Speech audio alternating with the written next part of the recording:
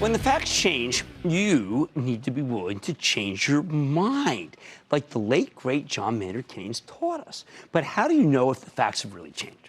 That's the question I keep pondering every time I think about GrubHub, the online food delivery system also known as Seamless in New York.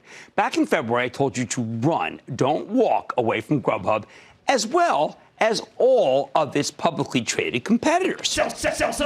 The stock had already been obliterated, falling from 149 last September to 83 at the time. I predicted more downside. Why?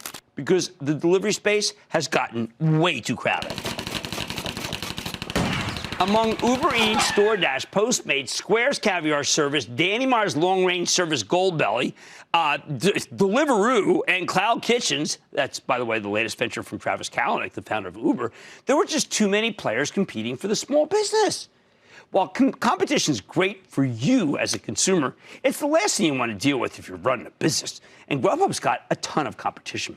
The company's been spending money like crazy to defend its market share, and their efforts, well, let's just say they haven't been all that successful. Sometimes an industry will be booming like this one, but there's no real good way to invest in it. That's an important takeaway, people. Now, it turns out our sell call was good, as the stock's now down about 9% since I warned you away from it. However, in the past month and a half, GrubHub has rebounded dramatically from its lows, rising from 60 to 75. And it made me wonder if maybe I'm missing something here. Maybe something's changed. The reason? On June 11th, it was reported that Amazon would be shutting down its own online delivery service, Amazon Restaurants.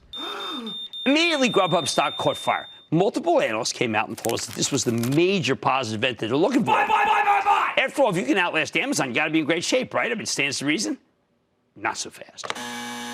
I think the buyers are getting ahead of themselves here. Amazon was never a major player in the food delivery space to begin with. One less competitor is a positive development for GrubHub, of course, but they've still got plenty of other rivals. And frankly, you can read Amazon's decision not so much as they gave up, but how about this? As an indictment of the whole industry.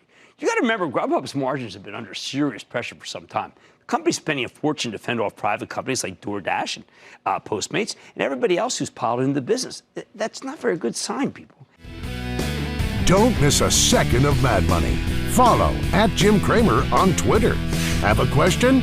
Tweet Cramer. #MadTweets. Send Jim an email to madmoney@cnbc.com or give us a call at 1-800-743-CNBC. Miss something? Head to madmoney.cnbc.com.